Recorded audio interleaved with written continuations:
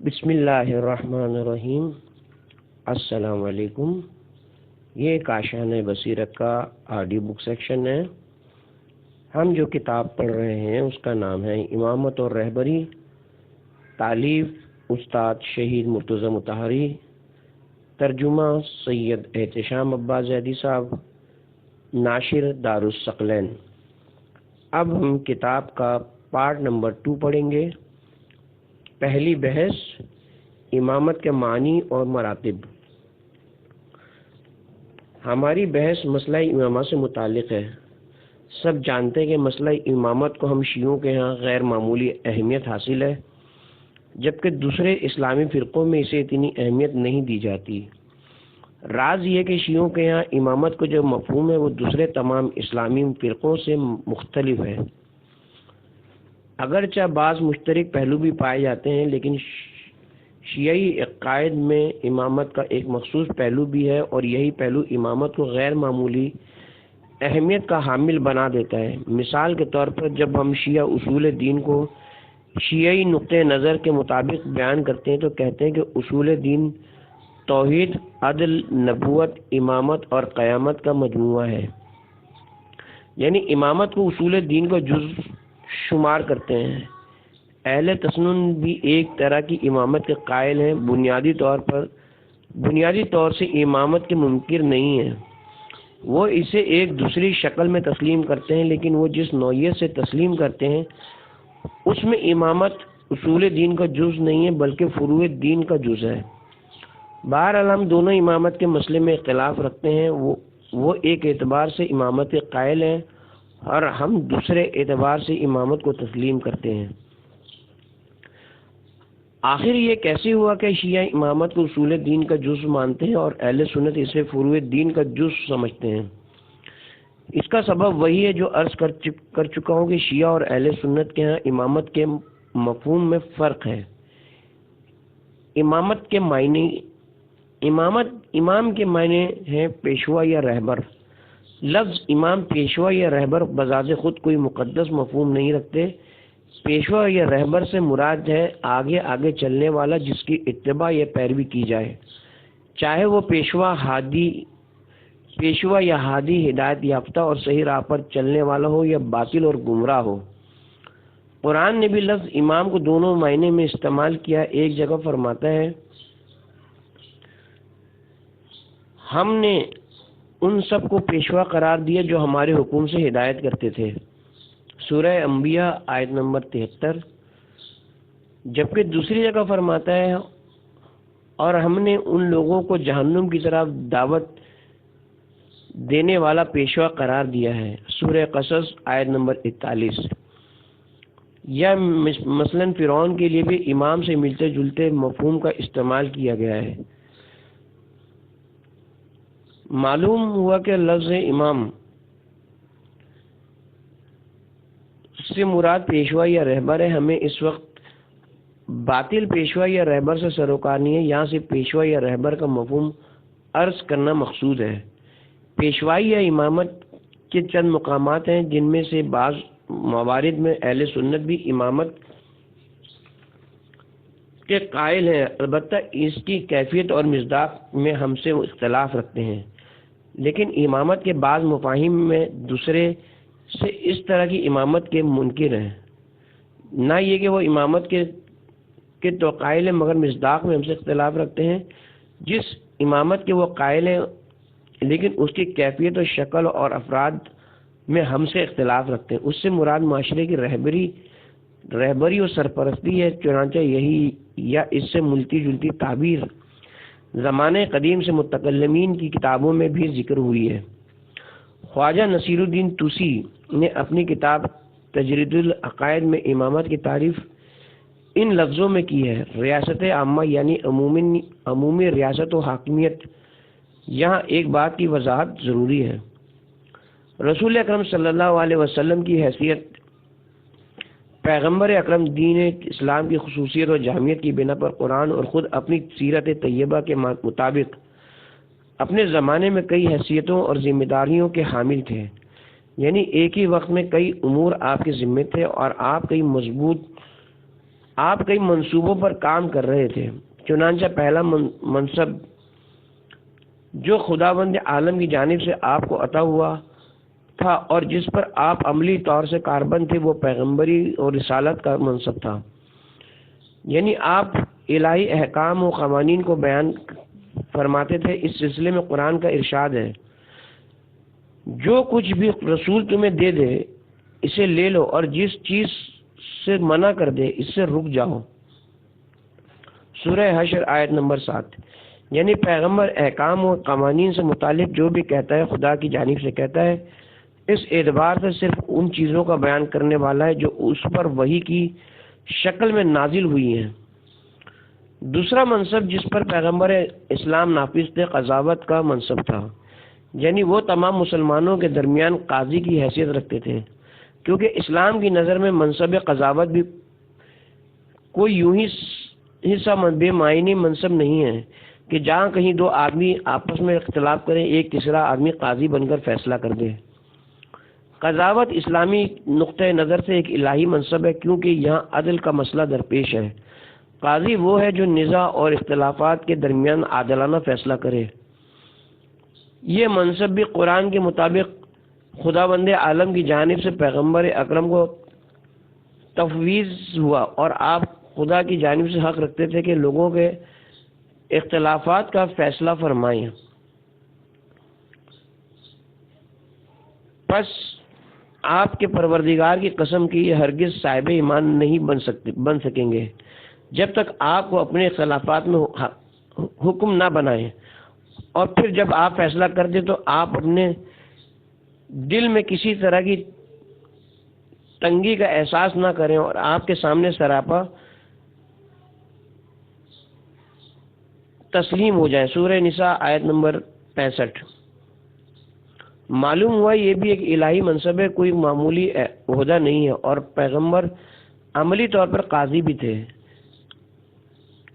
تیسرا منصب جس پر پیغمبر قانونی طور سے فائز تھے، یعنی جو قرآن کی روح سے آپ کو عطا کیا تھا اور آپ اس پر عمل پیرا بھی تھے، یہی ریاست عامہ ہے۔ یعنی وہ مسلمان جو معاشرے کے حاکم و رہبر تھے۔ دوسرے لفظوں میں آپ مسلمانوں کے نگران اور اسلامی معاشرے کے سرپرست تھے۔ کہتے ہیں کہ اللہ کی اطاعت کرو، رسول اور صاحبان امر کی اطاعت کرو۔ سورہ نساء آیت نمبر 59 کا مطلب یہ ہے کہ پیغمبر تمہارے معاشرے کا حاکم اور رہبر ہے، وہ تمہیں جو حکم دے اسے تسلیم کرو۔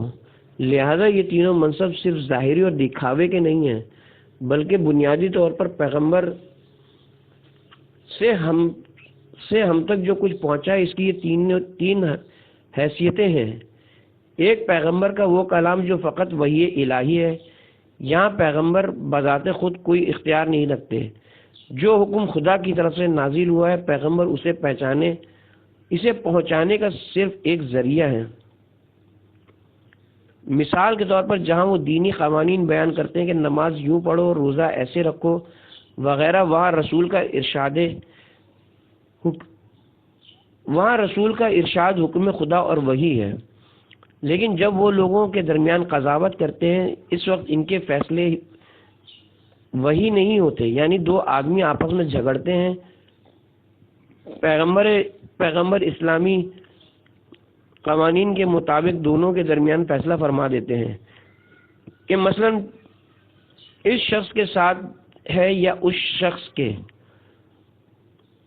اب یہاں اس کی ضرورت نہیں ہے کہ جبرائیل پیغمبر پر نازل ہوں اور وحی کے ذریعے بتائیں کہ اے رسول یہاں آپ کہیے کہ حق اس شخص کے ساتھ ہے یا نہیں۔ ہاں، اگر کوئی استثنائی موقع پر ہو تو دوسری بات ہے، ورنہ کلی طور پر پیغمبر کے فیصلے انہی ظاہری بنیادوں پر ہوتے ہیں جن پر دوسرے فیصلے کرتے ہیں۔ فرق یہ ہے کہ پیغمبر کے فیصلے بہت ہی دقیق اور اعلیٰ سطح کے ہوتے ہیں۔ آپ نے خود ہی فرمایا تھا کہ میں ظاہر پر حکم کرنے کے لیے مامور کیا گیا ہوں۔ یعنی مثلا مدعی اور مدعا علیہ اکٹھا ہوں اور مدعی کے ساتھ دو عادل گواہ بھی ہوں، تو پیغمبر اسی ثبوت کی بنیاد پر فیصلہ صادر فرما دیتے ہیں۔ یہ وہ فیصلہ ہے جو خود پیغمبر نے فرمایا، آپ پر وحی نہیں نازل ہوئی ہے، تیسری حیثیت کے موجب بھی پیغمبر معاشرے کے نگران اور رہبر ہیں۔ اگر اس کے تحت وہ کوئی حکم دیں تو یہ حکم بھی اس فرمان سے مختلف ہوگا جس میں پیغمبر وحی خدا کو پہنچاتے ہیں۔ خدا نے آپ کو ایسی ہی حاکمیت اور رہبری کا اختیار دیا ہے اور ایک حق کی صورت میں آپ کو یہ منصب عطا فرمایا ہے، اور آپ بھی رہبر ہونے کی حیثیت سے اپنے فرائض انجام دیتے ہیں۔ لہذا اکثر آپ بعض امور میں لوگوں سے مشورہ بھی فرماتے ہیں۔ چنانچہ ہم تاریخ میں دیکھتے ہیں کہ آپ نے بدر اور احد کی جنگوں میں نیز بہت سے دوسرے مقامات پر اپنے اصحاب سے مشورہ فرمایا، جبکہ حکم خدا میں تو مشورے کی گنجائش ہی نہیں ہوتی۔ کیا کبھی پیغمبر نے اپنے اصحاب سے یہ مشورہ بھی لیا کہ مغرب کی نماز ایسی پڑھی جائے یا ویسے؟ بلکہ اکثر ایسے مسائل پیش آتے تھے کہ جب آپ سے ان موضوعات سے متعلق پوچھا جاتا تو صاف فرما دیا کرتے تھے کہ ان مسائل کا میری ذات سے کوئی تعلق نہیں ہے، بلکہ یہ اللہ کی جانب سے ہی ایسا ہے اور اس کے علاوہ کچھ اور ہو بھی نہیں سکتا۔ لیکن احکام خدا کے علاوہ دوسرے مسائل میں پیغمبر اکثر مشورہ فرماتے تھے اور دوسروں کی رائے دریافت کیا کرتے تھے۔ اب اگر کسی موقع پر پیغمبر کوئی حکم دے کہ ایسا کرو تو یہ اس اختیار کے تحت ہے جو خدا نے آپ کو عطا فرمایا ہے۔ ہاں، اگر کسی سلسلے میں مخصوص طور پر وحی بھی نازل ہو جائے تو ایک استثنائی بات ہوگی، اس کو عام مسائل سے الگ سمجھا جائے گا، نہ یہ کہ تمام امور اور جزیات میں معاشرے کا حاکم اور رہبر ہونے کی حیثیت سے معاشرے کے لیے پیغمبر جو کام بھی انجام دیتے تھے خدا اس کے لیے ان پر وحی نازل فرماتا تھا۔ یہاں یہ کرو، وہاں وہ نہ کرو، وہاں وہ کرو، اور اسی طرح کے مسائل میں بھی پیغمبر صرف ایک پیغام رساں کی حیثیت رکھتا رہا ہو۔ لہذا پیغمبر اسلام یقینی طور پر بیک وقت ان متعدد منصبوں پر فائز رہے ہیں۔ امامت معاشرے کی حاکمیت کے معنی میں، جیسا کہ عرض کر چکا ہوں کہ امامت کا مطلب اپنے پہلے معنی کے مطابق ریاست عامہ ہے، یعنی پیغمبر اکرم کے دنیا سے رخصت ہونے کے بعد ان کا وہ عہدہ جسے معاشرے کی رہبری کہتے ہیں خالی ہو جاتا ہے، اور اس سے کسی کو انکار نہیں کہ انسانی معاشرہ ایک رہبر کا محتاج ہے۔ اب سوال یہ کہ پیغمبر کے بعد معاشرے کا حاکم اور رہبر کون ہے؟ یہ وہ مسئلہ جسے بنیادی طور پر شیعہ بھی تسلیم کرتے ہیں اور سنی بھی۔ شیعہ بھی کہتے ہیں کہ معاشرے کو ایک اعلیٰ رہبر، قائد اور حاکم کی ضرورت ہے، اور سنی بھی اس کا اقرار کرتے ہیں۔ یہی وہ منزل ہے جہاں خلافت کا مسئلہ اس شکل میں سامنے آتا ہے۔ شیعہ کہتے ہیں کہ پیغمبر نے اپنے بعد ایک حاکم اور رہبر معین کر دیا اور فرمایا کہ میرے بعد مسلمانوں کے امور کی زمام علی کے ہاتھوں میں ہونی چاہیے، اور اہل سنت اس منطق سے اختلاف کرتے ہوئے کم از کم اس شکل میں، جس شکل میں شیعہ مانتے ہیں، یہ بات قبول نہیں کرتے اور کہتے ہیں کہ اس سلسلے میں پیغمبر اکرم نے کسی خاص شخص کو معین نہیں فرمایا تھا، بلکہ یہ خود مسلمانوں کا فرض تھا کہ پیغمبر کے بعد اپنا حاکم اور رہبر منتخب کر لیں۔ چنانچہ وہ بھی بنیادی طور پر امامت اور پیشوائی کو تسلیم کرتے ہیں کہ مسلمانوں کا ایک حاکم رہبر ضرور ہونا چاہیے، بس اختلاف یہ کہ ان کے نزدیک رہبر انتخابات کے ذریعے معین ہوتا ہے، اور شیعہ کہتے ہیں کہ حاکم اور رہبر کو خود پیغمبر نے وحی الہی کے ذریعے معین فرما دیا ہے۔ اگر مسئلہ امامت یہیں تک محدود رہتا اور بات صرف پیغمبر کے بعد مسلمانوں کے سیاسی رہبر کی ہوتی تو انصاف کی بات یہ کہ ہم شیعہ بھی امامت کو اصول دین کے بجائے فروع دین کا جز قرار دیتے اور سمجھتے کہ یہ بھی نماز کی طرح ایک فرعی مسئلہ ہے۔ لیکن شیعہ جس امامت کے قائل ہیں وہ اس قدر محدود نہیں ہے کہ چونکہ حضرت علی بھی دیگر اصحاب مثلا حضرت ابو بکر، حضرت عمر، حضرت عثمان اور سینکڑوں اصحاب یہاں تک کہ حضرت سلمان اور ابو ذر کی طرح پیغمبر کے ایک صحابی تھے، لیکن حضرت علی ان سب سے برتر و افضل، سب سے زیادہ عالم، سب سے زیادہ متقی اور باصلاحیت ہے، اور پیغمبر اکرم نے بھی انہیں معین فرما دیا تھا۔ نہیں، شیعہ سے اسی حد پر نہیں ٹھہرتے، بلکہ امامت کے سلسلے میں دو اور پہلوؤں کے قائل ہیں، جن میں سے ایک کو بھی اہل تسنن سرے سے نہیں مانتے۔ ایسا نہیں کہ امامت کی ان دو حیثیتوں کو تو مانتے ہوں لیکن علی کی امامت سے انکار کرتے ہوں، نہیں، ان میں سے ایک مسئلہ یہ ہے کہ امامت دینی مرجعیت کا عنوان رکھتی ہے۔ امامت دینی مرجعیت کے معنی میں ہم عرض کر چکے کہ پیغمبر وحی الہی کی تبلیغ کے لیے کرنے والے اور اس کا پیغام پہنچانے والے تھے۔ لوگ جب متن اسلامی کے بارے میں جاننا چاہتے تھے یا قرآن میں کوئی مطلب نہ پاتے تھے تو پیغمبر سے سوال کرتے تھے۔ مسئلہ یہ کہ اسلام جو کچھ معرف احکام اور قوانین بیان کرنا چاہتا تھا، کیا وہ سب کے سب وہی ہیں جو قرآن میں آ گئے ہیں اور پیغمبر نے بھی عام طور سے لوگوں کے سامنے بیان کر دیے ہیں، یا نہیں؟ بلکہ قہری طور سے زمانہ اس کی اجازت نہیں دیتا تھا کہ پیغمبر تمام قوانین و احکام عام طور سے لوگوں میں بیان کر دیں۔ علی پیغمبر اکرم کے وسیع و جانشین تھے اور پیغمبر نے اسلام کی تمام چھوٹی بڑی باتیں یا کم از کم اسلام کے تمام کلیات علی سے بیان کر دیے، اور انہیں ایک بے مثال عالم، اپنے اصحاب میں سے سب سے ممتاز، انہی کی طرح اپنی باتوں میں خطا و لرزش سے بری اور خدا کی جانب سے نازل ہونے والی باتوں سے واقف شخصیت کے عنوان سے ان لوگوں کے سامنے پیش کیا اور فرمایا کہ اے لوگوں، میرے بعد دینی مسائل میں جو کچھ پوچھنا ہو میرے اس وسیع و جانشین اور اس کے بعد آنے والے تمام اوصیہ سے سوال کرنا۔ در حقیقت یہاں امامت ایک کامل اسلام شناس کی حیثیت سے سامنے آتی ہے، لیکن یہ اسلام شناس ایک مجتہد کی حد سے کہیں بالاتر ہے۔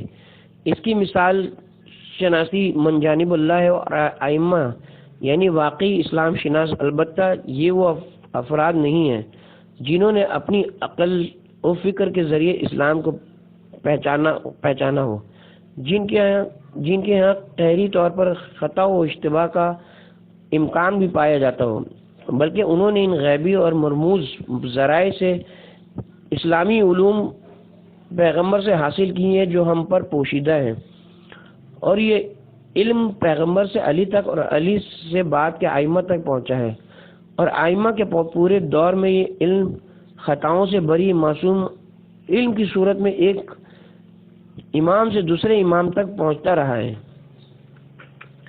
اہل سنت کسی شخص کے لیے اس منزلت و مقام کے قائل نہیں ہے، لہذا دوسرے سے اس طرح کی امامت کے حامل کسی بھی امام کے وجود کو تسلیم نہیں کرتے، یعنی وہ امامت کے ہی قائل نہیں ہیں، نہ یہ کہ امامت کے تو قائل ہوں اور کہیں کہ حضرت علی امام نہیں ہیں، حضرت ابو بکر اس کے اہل ہیں، نہیں، بلکہ وہ لوگ حضرت ابو بکر، حضرت عمر و عثمان، بلکہ کلی طور پر کسی ایک صحابی کے لیے بھی اس منصب یا مقام کو تسلیم نہیں کرتے۔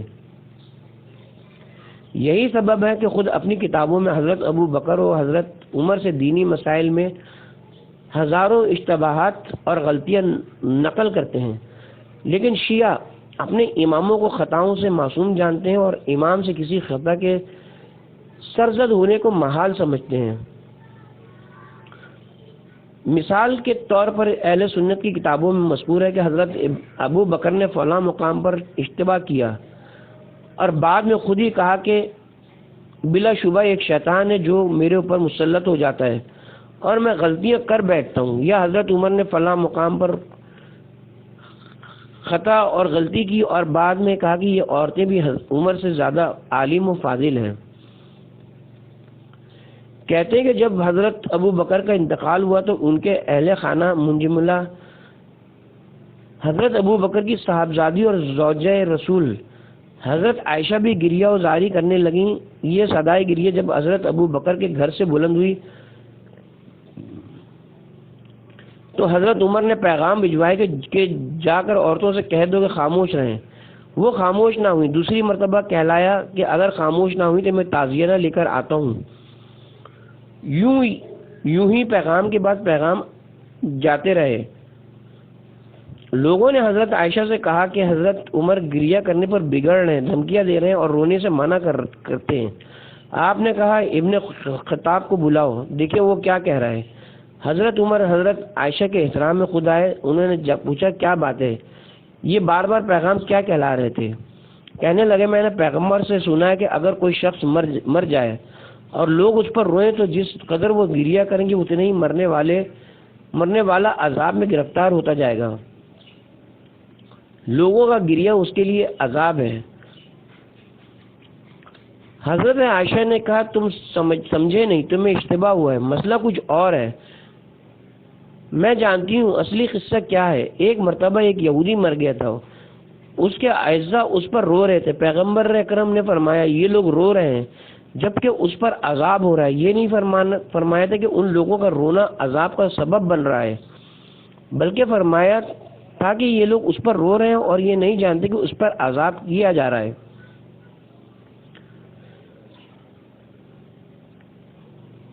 آخر اس واقعے کا اس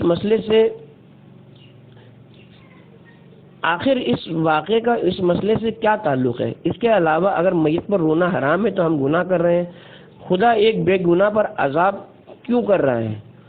اس میں کیا گناہ ہے کہ گریہ ہم کریں اور عذاب میں وہ مبتلا کیا جائے؟ حضرت عمر نے کہا اچھا یہ بات یہ تھی۔ حضرت عائشہ نے کہا ہاں حقیقت یہی ہے۔ اس وقت حضرت عمر نے کہا اگر عورتیں نہ ہوتی تو عمر ہلاک ہو گیا ہوتا۔ خود اہل سنت کہتے کہ حضرت عمر نے 70 جگہوں پر یعنی بہت سے مقامات پر، اور حقیقت بھی یہی ہے کہ ایسے موارد بہت زیادہ ہے کہ کہا لولا علی حلق العمر، اور امیر المومنین ان کی غلطیوں کو درست کرتے تھے اور وہ خود بھی اپنی خطاؤں کا اقرار کرتے تھے۔ مختصر یہ کہ اہل سنت اس نوعیت کی امامت کے قائل نہیں ہیں۔ اب بحث کا رخ اس مسئلے کی طرف پلٹتا ہے کہ بلا شبہ وہی فقط پیغمبر پر نازل ہوتی تھی۔ ہم یہ نہیں کہتے کہ ائمہ پر وہی نازل ہوتی ہے۔ اسلام صرف پیغمبر نے عالم بشریت تک پہنچایا اور خدا نے بھی اسلام سے متعلق جو کچھ کہنا تھا پیغمبر سے فرما دیا۔ ایسا ہرگز نہیں ہے کہ اسلام کے بعض قوانین پیغمبر سے نہ کہے گئے ہوں، پیغمبر اکرم سے سب کچھ کہہ دیا گیا ہو۔ لیکن سوال یہ ہے کہ کیا اسلام کے تمام قوانین و احکام عام لوگوں تک بھی پہنچا دیے گئے یا نہیں؟ اہل سنت کہتے ہیں کہ اسلام کی جتنے احکام و قوانین تھے پیغمبر نے اپنے اصحاب تک پہنچا دیے، لیکن بعد میں جب صحابہ سے کسی مسئلے میں کوئی روایت نہیں ملتی تو الجھ جاتے ہیں کہ کیا کریں،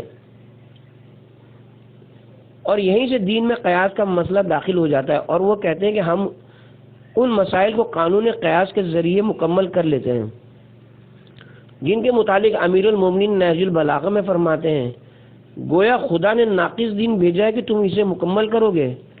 لیکن شیعہ کہتے ہیں کہ نہ خدا نے ناقص اسلامی قوانین پیغمبر پر نازل کیے اور نہ پیغمبر نے انہیں ناقص صورت میں لوگوں تک پہنچایا۔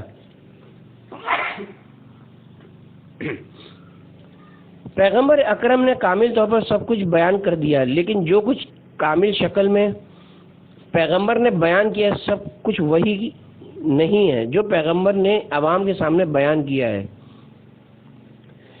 کتنے ہی احکام ایسے تھے کہ جن کی ضرورت پیغمبر کے زمانے میں پیش ہی نہیں آئی اور بعد میں ان سے متعلق سوال اٹھا، بلکہ آپ نے خدا کی جانب سے نازل ہونے والے تمام احکام اپنے شاگرد خاص کو تسلیم کیا اور ان سے فرما دیا کہ تم بعد میں ضرورت کے مطابق لوگوں سے بیان کرنا۔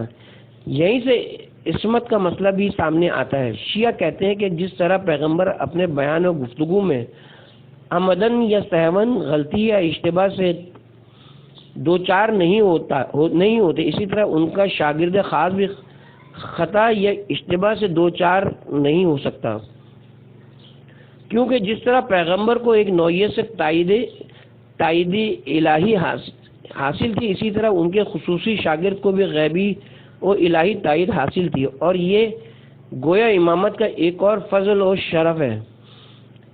امامت ولایت کے معنی میں اس تیسرے درجے میں امامت اپنے اوج کمال کو پہنچی ہوئی ہے، اور شیعہ کتابیں اس مفہوم سے لبریز ہیں۔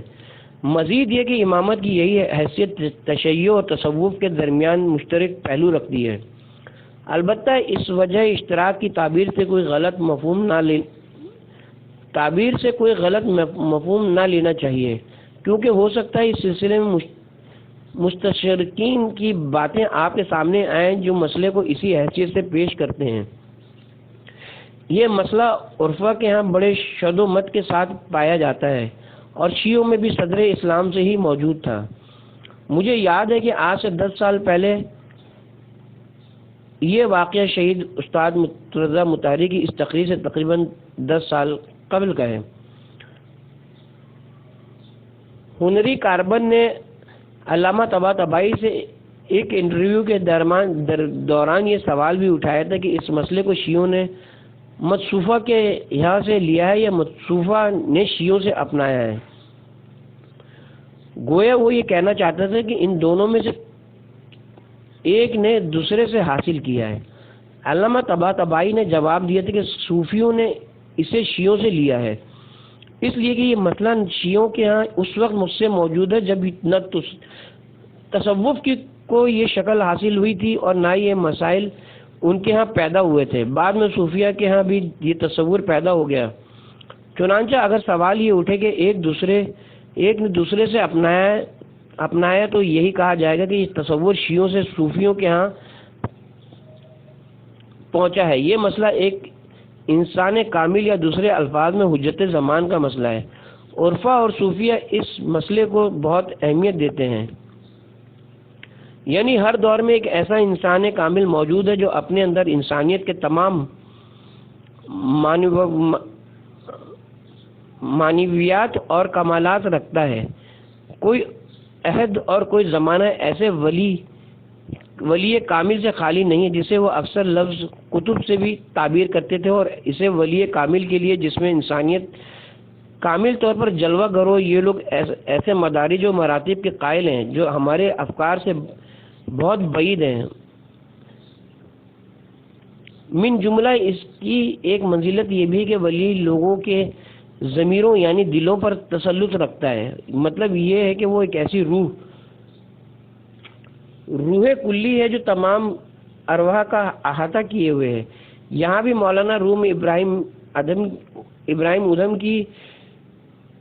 کی داستان میں جو ایک افسانے سے زیادہ حیثیت نہیں رکھتی، اس سلسلے میں اشارہ کرتے ہیں۔ اصل میں وہ ان افسانوں کا ذکر اپنے مطلب کی وضاحت کے لیے کرتے ہیں، ان کا مقصد تاریخ بیان کرنا نہیں ہے۔ وہ کہتے ہیں کہ ابراہیم ادھم دریا کے کنارے گئے اور ایک سوئی دریا میں ڈال دی، اور پھر آپ نے اس سوئی کو واپس طلب کیا۔ مچھلیوں نے پانی سے منہ نکالا تو سب کے دہن میں ایک سوئی موجود تھی۔ یہاں تک کہ فرماتے ہیں کہ شیخ ان پیر صاحب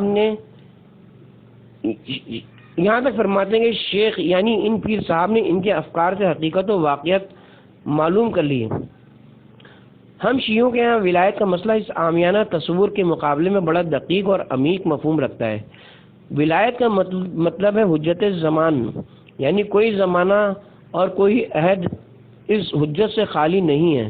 مطلب یہ کہ نہ کوئی ایسا زمانہ گزرا اور نہ کوئی ایسا زمانہ ہوگا جب زمین کسی انسان کامل یا حجت خدا سے خالی رہے، ورنہ زمین اپنی تمام موجودات کے ساتھ ہی ختم ہو جائے گی۔ شیعہ اس انسان کامل کے لیے عظیم درجات و مراتب کے قائل ہیں۔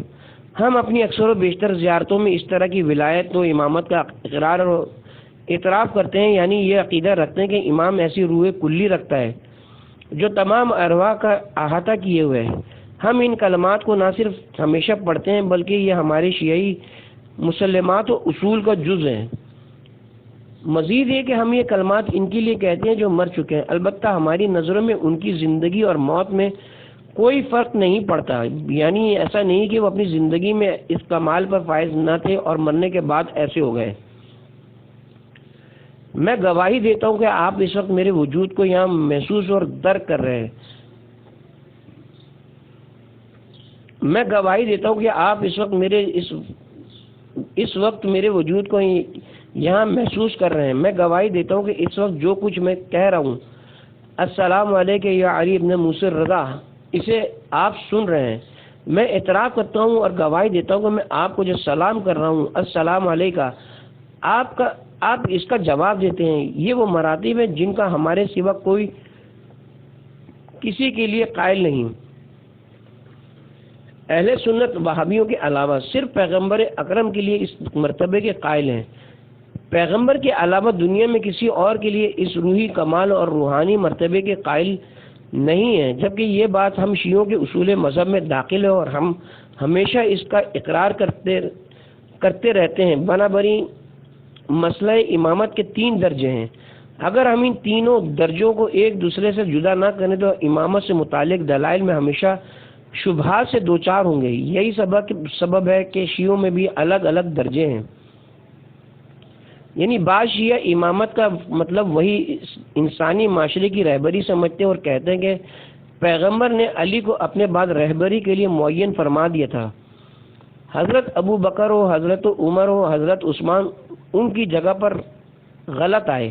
یہ لوگ اسی حد تک شیعہ ہیں اور امامت کے بقیہ دونوں مرتبوں کا یا عقیدہ نہیں رکھتے یا اس سلسلے میں سکوت اختیار کرتے ہیں۔ بعض لوگ دوسرے مرحلے کے بھی قائل ہیں، یعنی امام دینی مرجع ہوتا ہے لیکن تیسرے مرحلے کو تسلیم نہیں کرتے۔ کہتے ہیں کہ مرحوم آقا سید محمد باقر جو آقا بروجردی کے استاد تھے، امامت کے اس تیسرے مرحلے کے منکر تھے، لیکن شیعہ اور علماء شیعہ کی اکثریت اس تیسرے مرحلے کا بھی عقیدہ رکھتی ہے۔ ہمیں دراصل امامت کے موضوع پر 3 مرحلوں میں بحث کرنی چاہیے۔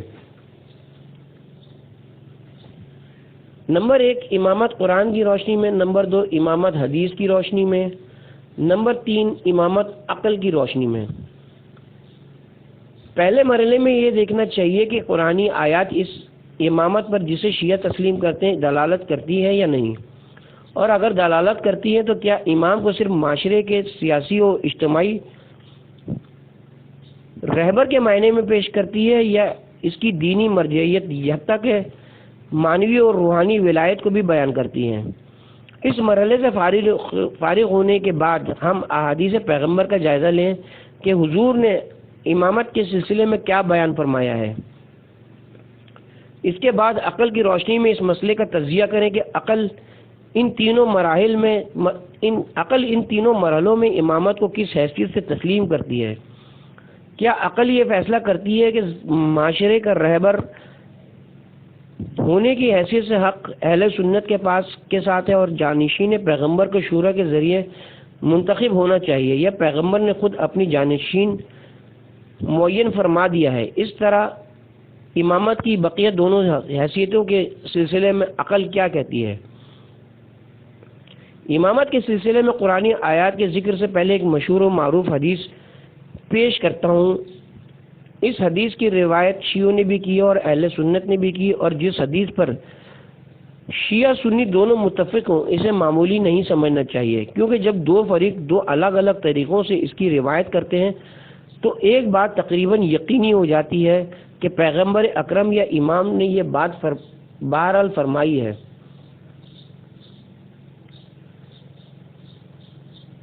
البتہ اگرچہ عبارتوں میں تھوڑا فرق ہے لیکن مضمون تقریباً ایک ہی ہے۔ ہم شیعہ اس حدیث کو زیادہ تر ان الفاظ میں نقل کرتے ہیں: جو شخص اپنے زمانے کے امام یا رہبر کو پہچانے بغیر مر جائے وہ جاہلیت کی موت مرا۔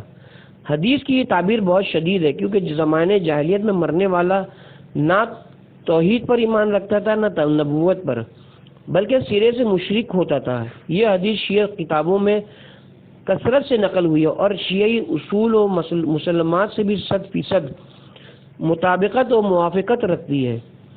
شیعوں کی معتبر ترین حدیث کی کتاب کافی میں یہ حدیث نقل ہوئی ہے، اہل سنت کی کتابوں میں بھی یہ حدیث موجود ہے، لیکن اسے ایک روایت میں ان الفاظ کے ساتھ نقل کیا گیا ہے: جو شخص امام کے بغیر مر جائے گویا وہ جاہلیت کی موت مرا۔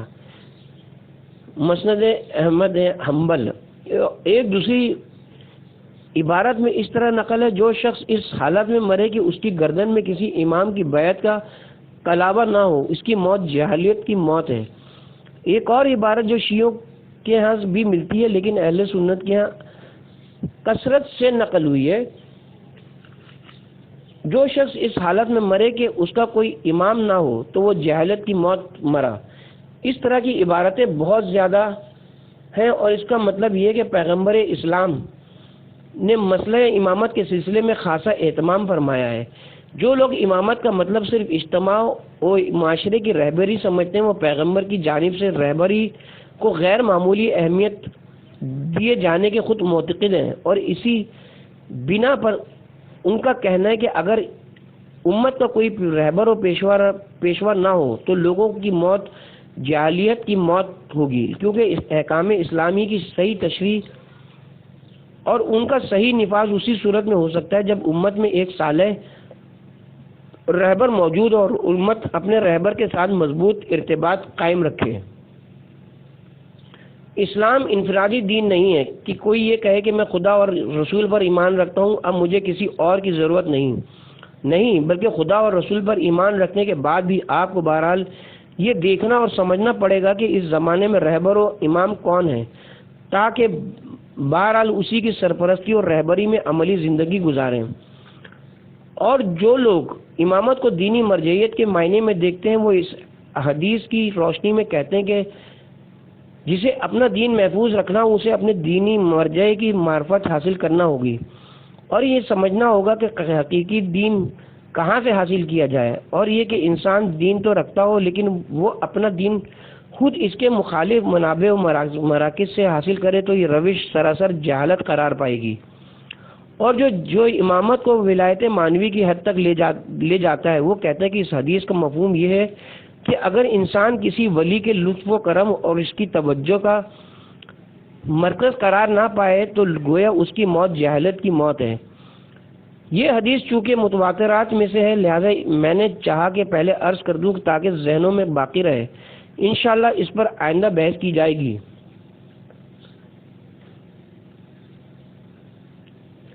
امامت قرآن کی روشنی میں قرآن کریم میں کئی آیتیں مذکور ہیں جن سے شیعہ امامت کے سلسلے میں استدلال کرتے ہیں۔ اتفاق سے ان تمام آیاتوں کے سلسلے میں اہل سنت کے یہاں ایسی روایات موجود ہیں جو شیعہ مطالب کی تائید کرتی ہیں۔ ان میں سے ایک آیت یہ ہے: ایمان والو بس تمہارا ولی اللہ ہے اور اس کا رسول اور وہ صاحبان ایمان جو نماز قائم کرتے ہیں اور حالت رکوع میں زکوٰۃ دیتے ہیں۔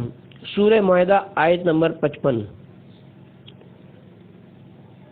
انما کے معنی ہیں صرف اور صرف، کیونکہ اس کا استعمال حصر اور تاکید کے لیے ہے۔ ولی کے اصل معنی ہیں سرپرست، ولایت یعنی تسلط و سرپرستی۔ قرآن کہتا ہے تمہارا سرپرست صرف اور صرف خدا ہے، اس کا رسول ہے اور وہ مومنین ہیں جو نماز قائم کرتے ہیں اور حالت رکوع میں زکوٰۃ دیتے ہیں۔ اسلام میں ایسا کوئی حکم نہیں ہے کہ انسان حالت رکوع میں زکوٰۃ دے تاکہ کہا جائے کہ یہ قانون کلی ہے اور تمام افراد اس حکم میں شامل ہیں۔ یہ ایک ایسے واقعے کی طرف اشارہ ہے جو خارج میں صرف ایک بار ظہور پذیر ہوا۔ شیعہ اور سنی دونوں نے متفقہ طور پر اس کی روایت کی ہے۔ واقعے کا خلاصہ یہ ہے کہ حضرت علی حالت رکوع میں تھے کہ ایک سائل نے آ کر سوال کیا۔ حضرت نے اپنی انگلی کی طرف اشارہ فرمایا۔ سائل قریب آیا، اس نے حضرت علی کی انگلی سے انگوٹھی اتاری اور لے کر چلا گیا۔ یعنی آپ نے اتنا انتظار بھی نہیں کیا کہ نماز تمام ہو جائے اس کے بعد انفاق کرے۔ آپ اس فقیر کے سوال کو جلد از جلد پورا کرنا چاہتے تھے، لہذا اسی رکوع کی حالت میں اسے اشارے سے سمجھا دیا کہ انگوٹھی اتار لے اور اسے بیچ کر اپنا خرچ پورا کرے۔ اس واقعے میں کوئی اختلاف نہیں، سنی شیعہ سب متفق ہیں حضرت علی نے یہ عمل انجام دیا ہے، دونوں فریق اس بات پر متفق ہیں کہ یہ آیت حضرت علی کی شان میں نازل ہوئی ہے، جبکہ رکوع کی حالت میں انفاق کرنا اسلامی قوانین کا جز نہیں ہے، نہ واجب ہے نہ مستحب کہ یہ کہا جائے کہ ممکن ہے کہ کچھ لوگوں نے اس قانون پر عمل کیا ہو۔ لہذا آیت کا یہ انداز جو لوگ یہ عمل انجام دیتے ہیں ایک اشارہ و کنایہ ہے جسے خود قرآن میں اکثر آیا ہے، یقولون، وہ لوگ یہ کہتے ہیں، جبکہ معلوم ہے کہ ایک شخص نے یہ بات کہی ہے۔ لہذا یہاں اس مفہوم سے مراد وہ فرد ہے جس نے یہ عمل انجام دیا ہے۔ بنابراین اس آیت کے حکم کے مطابق حضرت علی لوگوں پر ولی کی حیثیت سے معین کیے گئے ہیں۔ چنانچہ شیعہ اس آیت کو مستدلال کے طور پر پیش کرتے ہیں، البتہ اس سے کہیں زیادہ بحث و گفتگو ہونی چاہیے جسے ہم آئندہ پیش کریں گے۔ دوسری آیت واقع غدیر سے متعلق ہے۔ اگرچہ خود واقع غدیر احادیث کے ذیل میں آتا ہے اور ہم اس پر بعد میں بحث کریں گے، لیکن اس واقعے سے متعلق سورہ مائدہ میں جو آیتیں وارد ہوئی ہیں ان میں سے ایک آیت نمبر 67 یہ ہے، اے پیغمبر آپ اس حکم کو پہنچا دیں جو آپ کے پروردگار کی طرف سے نازل کیا گیا ہے، اور اگر آپ نے یہ نہ کیا تو گویا اس کے پیغام کو نہیں پہنچایا۔ یہاں لہجہ بہت تند ہو گیا ہے۔ اس آیت کا مفہوم اتنا ہی شدید اور تند ہے جتنا حدیث۔ اجمالی طور سے خود یہ آیت ظاہر کر رہی ہے کہ موضوع اتنا اہم ہے کہ اگر پیغمبر نے اس کی تبلیغ نہ کی تو گویا کار رسالتی انجام نہیں دیا۔ شیعہ و سنی دونوں اس پر متفق ہیں کہ پیغمبر اکرم پر نازل ہونے والا آخری سورہ مائدہ ہے، اور یہ آیتیں ان آیتوں کا جز ہیں جو سب سے آخری میں آپ پر نازل ہوئیں، یعنی اس وقت نازل ہوئیں جب پیغمبر اسلام 13 سال مکہ کی زندگی اور 10 سال مدینہ کی حیات میں اسلام کے تمام دوسرے قوانین و احکام بیان کر چکے تھے۔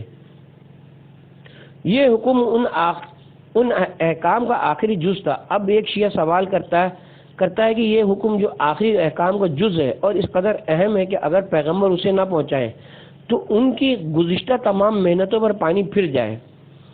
آخر ہے کون سا حکم؟ آپ تلاش بسیار کے بعد بھی کسی ایسے مسئلے کی نشاندہی نہیں کر سکتے جو پیغمبر کی زندگی کے آخری دنوں سے مربوط ہو اور اس قدر اہم ہو کہ اگر حضور اس کی تبلیغ نہ کرے تو گویا انہوں نے کچھ بھی نہیں کیا۔ لیکن ہم یہ کہتے ہیں کہ وہ مسئلہ امامت ہے، اگر وہ نہ ہو تو سب کچھ بیکار ہے، یعنی اسلام کا شرادہ بکھر کے رہ جاتا ہے۔ مزید یہ کہ شیعہ خود اہل سنت کی روایت سے یہ دلیل پیش کرتے کہ یہ آیت غدیر خم میں نازل ہوئی ہے۔ اسی سورہ مائدہ میں ایک اور آیت ہے، آج میں نے تم لوگوں کے لیے دین کو کمال کی منزلوں تک پہنچا دیا ہے، اس پر اپنی نعمتیں آخری حدوں تک تمام کر دی، اور آج کے دن میں نے اسلام کو ایک دین کے عنوان سے تمہارے لیے پسندیدہ قرار دیا ہے۔ خود آیت ظاہر کر رہی ہے کہ اس دن کوئی واقعہ گزرا ہے جو اتنا اہم ہے کہ دین کے کامل ہونے اور انسانیت پر خدا کی طرف سے اتمام نعمت کا سبب بن گیا ہے، جس کے ضرور پذیر ہونے سے اسلام در حقیقت اسلام ہے، اور خدا اس دین کو ویسے ہی پاتا ہے جیسا وہ چاہتا ہے، اور اگر وہ نہ ہو تو اسلام اسلامی نہیں ہے۔ آیت کا لب و لہجہ بتاتا ہے کہ یہ واقعہ کتنا اہم ہے۔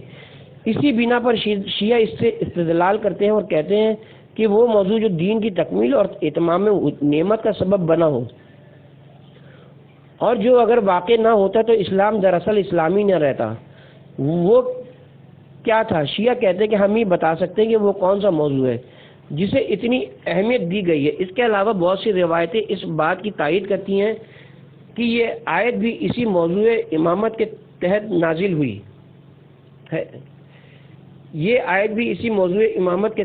ہوئی ہے۔